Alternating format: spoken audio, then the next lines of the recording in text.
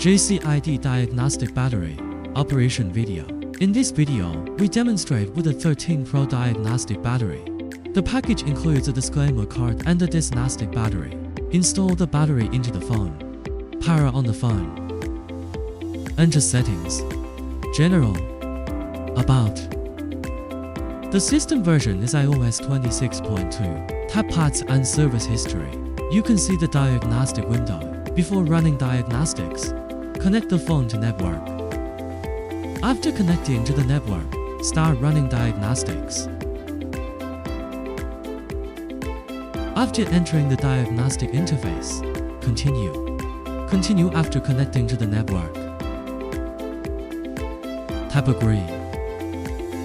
Wait for diagnostics. After verifying the battery is genuine, continue running diagnostics.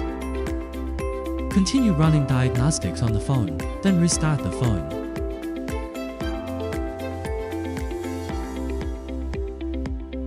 Diagnostics completed. The battery has been repaired.